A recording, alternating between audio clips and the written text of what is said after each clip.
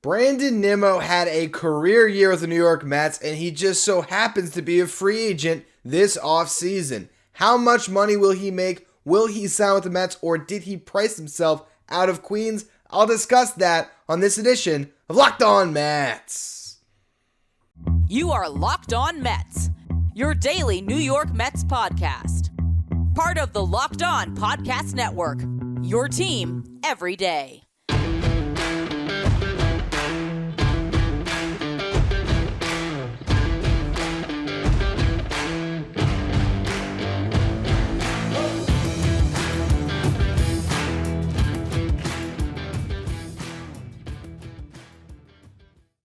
Hello to all you amazing Mets fans. You're watching Locked On Mets, part of the Locked On Podcast Network, your team every day. I'm your host, Ryan Finkelstein. If you want to find any of my work, follow me on Twitter at FinkelsteinRyan. You can also find some of my writing at justbaseball.com, where I work as the managing editor. Now, Brandon Nimmo is going to be a free agent. On the last couple of shows, we discussed Jacob deGrom and his free agency, Edwin Diaz and his, and here we are with Brandon Nimmo. These are the three guys that the Mets have to discuss contracts with this offseason, because without them, I mean, you're taking a massive step back as a franchise. Yet, if you pay all three, do you have any room to improve this team elsewhere? So you're in this give and take where you got to decide which one of these guys stays, which one goes. And as much as I've argued for Jacob deGrom getting re-signed, as much as Edwin Diaz feels like an inevitability that he'll be re-signed, how are we not looking at the 5F4 center fielder and saying, yeah, maybe the Mets should keep that guy? I mean, he had an unbelievable season. I mean, you look at the numbers for Brandon Nimmo this year, a 274 average, 367 on base, 433 slugging, a 134 WRC+. WRC plus, again, measures hitters based on a league average of 100. So at 134, he was 34% better than your league average hitter. He scored 102 runs, first time in his career that he crossed the century mark there. 64 RBIs, also a career high. He had 16 home runs. That was one off his total from 2018 and 140 games played for a career high. But, I mean, the big thing was he played 151 games. I mean, he stayed healthy for the first time since that season in 2018, and we saw the value of that. And on top of it, he was a great defensive center fielder. I mean, you want to look at defensive runs saved. He had a strong season out in the outfield. I spoke a little too soon. I thought he had a strong season, -3 defensive runs saved, but he's still graded out on Fangraphs defensive metrics as a positive defender, just slightly above. But then you go to outs above average, which is, you know, the defensive stat that I trust a little bit more from Baseball Savant. And he was in, for one, the 91st percentile among all fielders, 6 outs above average out in center. His outfielder jump still isn't great in the 35th percentile, but he leverages his speed in the 84th percentile. And he has a good arm, apparently, according to this, although we've seen otherwise. But his arm strength, according to Baseball Savant, was in the 72nd percentile. Maybe that's just playing as opposed to center fielders. But overall, I mean, we watched it throughout the season. He was getting way better jumps than we had seen previously, whether he's just positioned in the right place or if it's just the time out in center field. He's now gotten enough reps out there that he's turned himself into a quality defensive center fielder. We remember, you know, the big catch he made in that game against the Dodgers, I believe, right? That saved a game. And, you know, the value that he brings to you is immense. But here's the issue I have with Brandon Nimmo. It's the fact that his skill set replicates the two other guys in this outfield, maybe a little bit too much. But if he does it better than both of them, then where are we? Because, you know, you look at Starling Marte, and, you know, he had a little bit better offensive season based on average, but then you go to on base percentage, and Nimmo's 20% higher. And you look at runs scored, Nimmo, scored an additional, 26 runs. He drove in an extra run. Now, he did it in an extra 170 plate appearances, give or take. So I think Marte is still the better player, but it's pretty close. And F4 would tell us that Nemo was, 2 wins better than Marte. Granted, that was with the additional playing time, but I look at what you have in this outfield, and Mark Canha is basically a discount bin version of Brandon Nimmo. And so now you got him out in left field, you got Marte in right, and if you lose Nimmo, what do you do in center? I think Starling Marte does give you the flexibility to shop in the corner outfield market if you can't bring Nimmo back, but you're in between a rock and a hard place here, and that's why ultimately it is a priority to bring Nimmo back. But the question is, if you do bring Nemo back, how much money is he going to make here?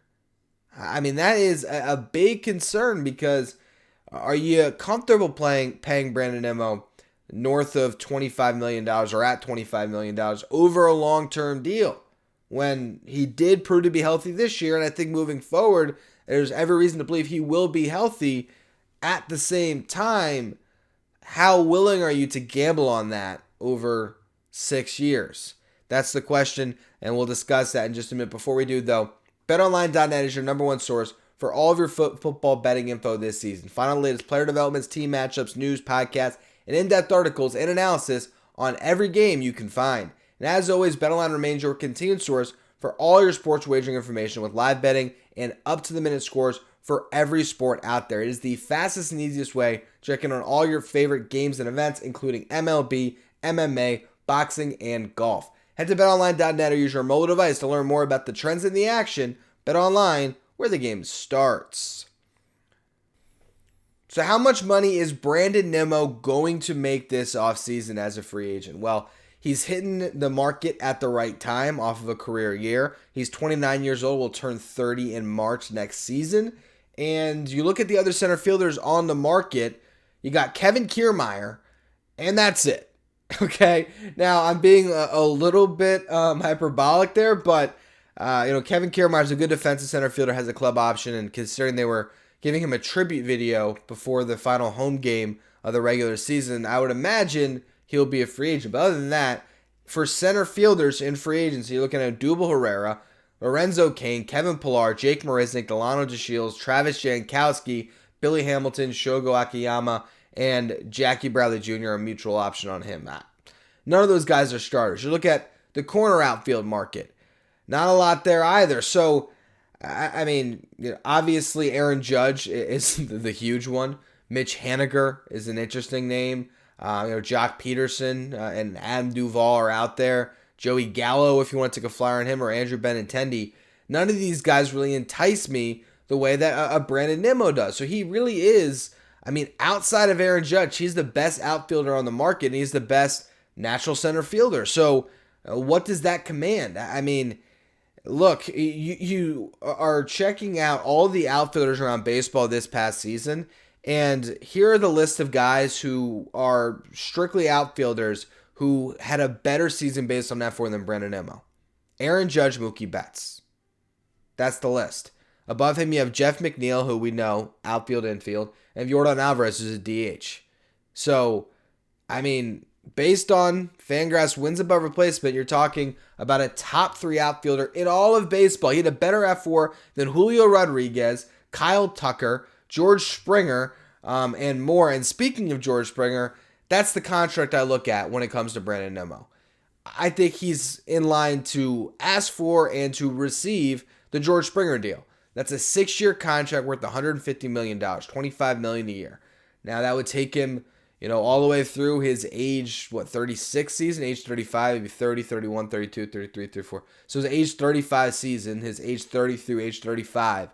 And how much longer is he going to play center field with that? I think he's a good enough athlete. He can stick out there, let's just say, until the Marte contract was up for the next 3 years, and then maybe you move him into a corner and left. But it's interesting. It's a tough question to answer, because when I think about the Mets next season without Brandon Nimmo, the options aren't great.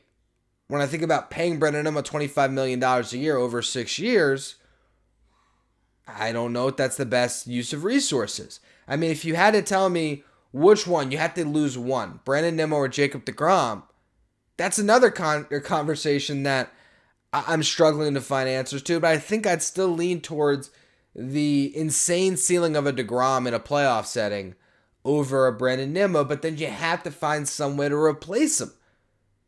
And it's not easy to replace a 5 F4 center fielder. Again, I tell you, based on F4, the third best outfielder behind Aaron Judge and Mookie Betts this season.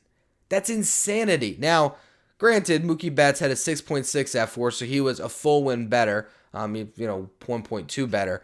And, Judge doubled him. And I guess that is the answer. How about you let Nemo and DeGrom walk and you sign Aaron Judge and everyone's happy? That could still be on the table. The fact that Judge is a free agent is obviously enticing, but why the hell would the Yankees not pony up to pay for this guy? And why would he not want to stay, assuming the Yankees match any offer that's out there? I think that Steve Cohen could certainly, push the envelope a little bit there, but if you flirt too heavy with Judge, you might miss out on Nemo, DeGrom, and you could be left, holding a bag there. So it's tough. It's a tough decision that the Mets have here, and I think that you get to a point where you have to hope that maybe if you talk to Nemo early enough, you can get him to sign a reasonable deal. But I don't know what that looks like. I don't know what's more reasonable. Because if you're Nemo, again, you're looking at the market. There's no reason, and he's got Scott Boras as his agent now too. It's not like Nemo has some, mom and pop agent from Wyoming that was a family friend that loves that he's a Met. This is Scott Boras looking at his client, new client, but still, who just put up the best season of his career where he played 151 games, and he's going to look at everything I just said, and he's going to look at every single team in baseball that needs a center fielder and say, well, he was the best center fielder in baseball this year. Unless you call Aaron Judge a center fielder, and Mookie Betts is playing right, based on Fangraphs wins above replacement, dude was the best center fielder in baseball. That's a crazy statement. We know there's other guys out there like a Byron Buxton, who, if he's healthy and he's out there all the time, I think you'd like a Byron Buxton more. I think you look at Julio Rodriguez and his immense potential, and there's a lot of guys out there that I'd probably take over Nemo as, the best center fielder. But in 2022, that's what he produced for the New York Mets. So the question is, if not Nemo, who? What could you do to solve this problem? And is the best solution sliding Marte into center? And also, where do you get the power? And so that's what we'll discuss next here, but after a quick word from our sponsors.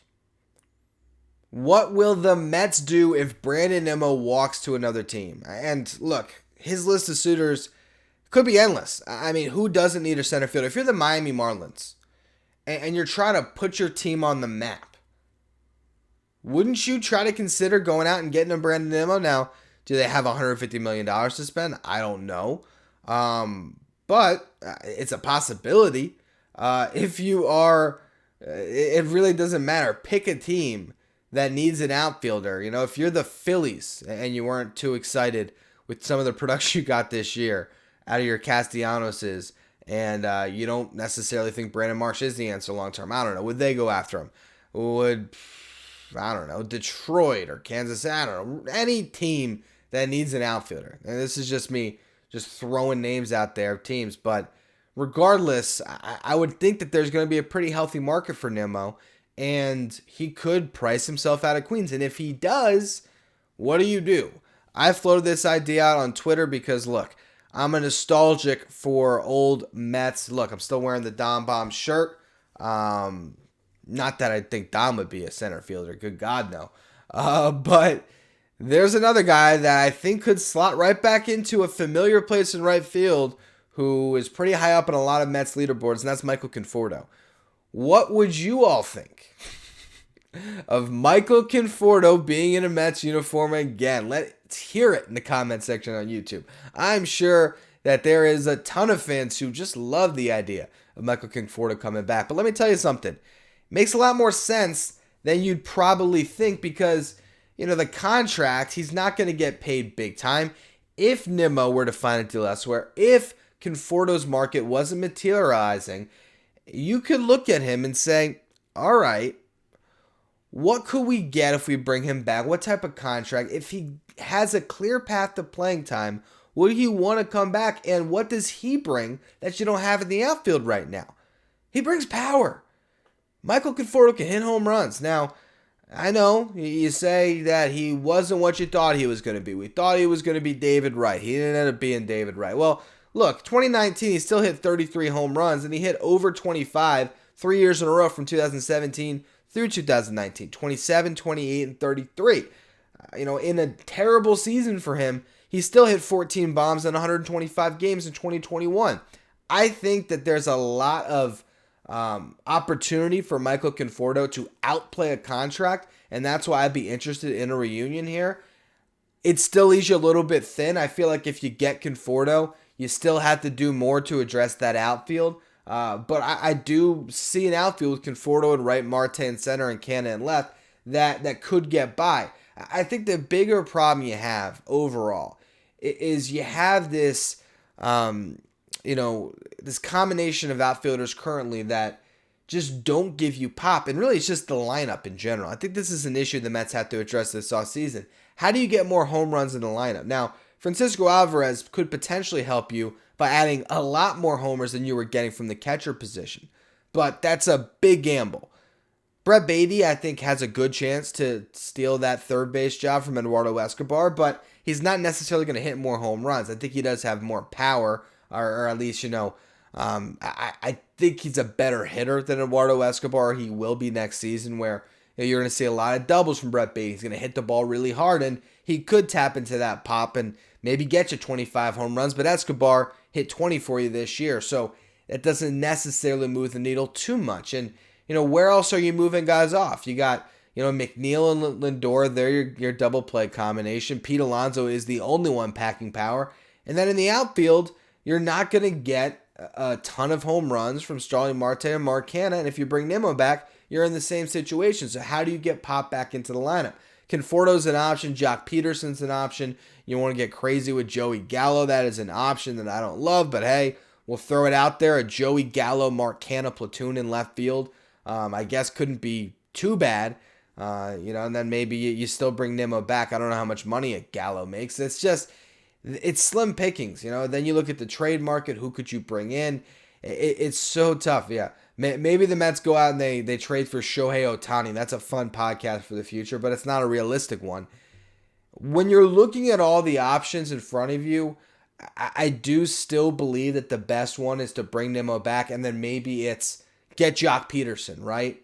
And try to have Jock Peterson out in left field, splitting time with Canha. Maybe that makes sense to try to get a little more juice in that lineup.